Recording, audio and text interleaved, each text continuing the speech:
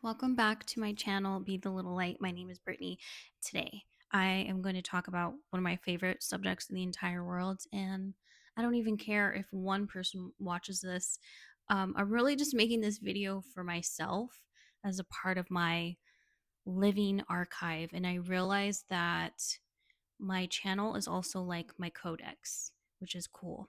So, if you're interested, let's sit down, let's get cozy, and let's have a talk about ETs and space travel and what I have learned so far. So, as we talk about in the spiritual community all the time, is that the world that we're in, we are seeing the ending of an old world, and we are essentially pioneering and on the precipice of a brand new world. But in order for this brand new world to emerge. Sorry, my just realized how tight my pants are sitting on the floor. So profesh. In order to birth this new world, we're going to see a lot of things play out. And as they continue to play out, more and more question marks are going to come up. And so I want to talk about space travel. Um, I love NASA. I love the aesthetic of NASA. I think the astronaut aesthetic is so cool. Um, but from what I have learned, from what I have learned through my own personal journey, my own personal relationship with ETs, extraterrestrial star family, and learning about the cosmos in general, is that um, there's a lot of things that I have a lot of questions around. And one of the things that I find very interesting is that um, just basic knowledge that I have acquired as just a regular, degular girl. I'm not anyone special. I'm just a girl in my room looking out the window that I regularly communicate um, with extraterrestrials through on a daily basis. And I want to share things that I have learned about space travel, also about communication with ETs. I'll start there. So, I have first started receiving communication from extraterrestrials in the dream time. Um, I a few years ago, I started having these astral projection experiences where I wasn't dreaming, I was astral projecting outside of my window.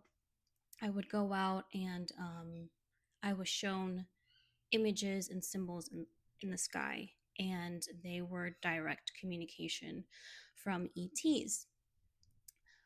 So first that started in the dream state for me, and looking back, that was the way in which preparation was happening for me. First, it was happening in the dream state. I was being allowed to understand from my own consciousness that I was ready to understand that I was astral projecting and essentially priming um, my mental state so that energetically, when the time was right, my body could be physically ready. Now I'm going to move on to the body. So, the first conscious experience I have with ET travel and ETs being in my same physical location was in the dream time, except I wasn't dreaming. And first, they gave me a psychic ping, is the best way I can describe it. I just had this, my body was frozen. I could not move. It's like my body was offline, but my consciousness was on, and I could see everything in my room. And my dog at the time, he was asleep, and I got a ping, and I heard my own mind's voice. They're coming, and I could see them traveling from light years away, and then within a very like in seconds they were in my room. And when they as they got closer and closer to my physical body, the vibrations and the sensations that went through my body completely made it so that whatever movement I could possibly do, I could not do. It was the most euphoric vibration I've ever experienced. It it was almost like a euphoric numbing sensation, and then I saw the beings in front of me, um, and they telepathically communicated with me, and then I remembered the next day. And this all happened within a very short period of time. And then flash forward to later during a lunar eclipse, was the first time that I saw ships traveling. Um, and then over time, I was able to expand my knowledge on ships, different types of ships, and different communications, via via light codes. Flash forward to now, what I have acquired along my journey of having daily communication, nightly communication with extraterrestrials. I live in a particular area that is very energetically charged on the mountains. Um, and just from this very short span of view that I have, I can pinpoint 12, at least 12, um, exact locations where there are portals. And these portals are these points, and this is just along the mountains, not including the sky above them. These portals are, these entryways in and out to here and to other dimensions. That's how these ships and these beings are able to come in and out. It's like, a starship highway. There are certain areas that carry enough energetic points to allow easy travel with these ships. And so I said all that to say that everything we know about space travel is going to change. And it's going to change a lot sooner than we think. Now, a lot of people would be like, duh, of course it's going to change. Technology changes, everything changes over time. Yes, that is absolutely true. But the very big piece missing to this is that we are on the precipice on, mass uh, ET communication and acknowledgement. And once that contact happens on a mass scale, then we will have new understandings about how these beings are able to travel to our planet.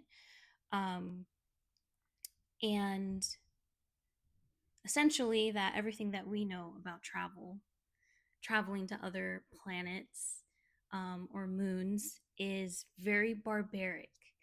And if I'm just a regular degular gal who has, no, I don't have resources, I don't have all this money, I don't have uh, access to all these scientists, I don't have any special importance over having access to information that really anyone can access.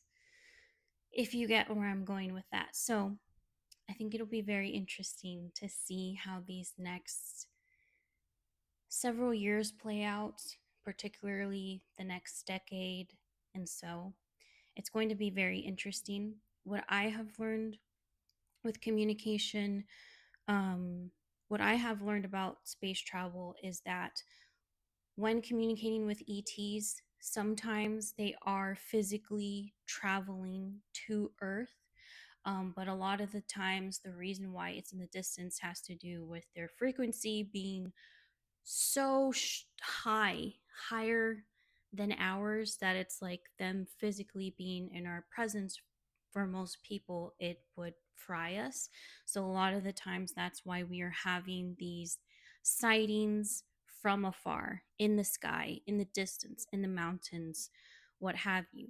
Also, I have learned that they do not always have to physically manifest into physicality here. And what I mean by that is they are able to essentially um, have like a hologram of them being here. So it's like they're able to project an image from where they are to here, and we are able to telepathically communicate.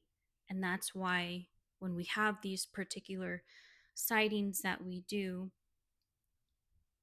from what I have come to an understanding, is it doesn't actually matter whether they are physically here or not. It's the contact and the communication that's happening via telepathy that's most important, because it means that there's a resonance. It means that we are vibrating at a certain frequency, that we are able to be tuned into each other. And a lot of the times, with sightings and with communication, things are done in a very specific order and sequence of events so as to not overwhelm us mentally, energetically, which ultimately also leads to physically. Excuse me. I'm having a lot of gas coming up as I'm talking about this, but I really would love to know um, anyone else's experience around ETs, around travel. I'm constantly learning on a day to day basis, and it's kind of like I'm relearning my own roles in all of this and my own agreements in all of this before I came down to earth. And it's been a wild but like the best journey ever. And um I've just waited so long to talk about this with people openly. And yeah, I'd love to hear your guys' experience, or even just, even if you haven't had your experience but you're just interested.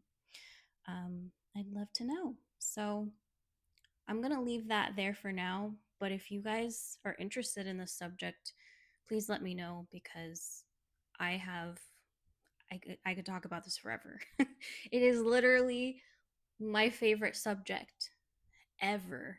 And I'm never going to get tired of talking about it. So, yeah, we'll chat soon, guys. Bye.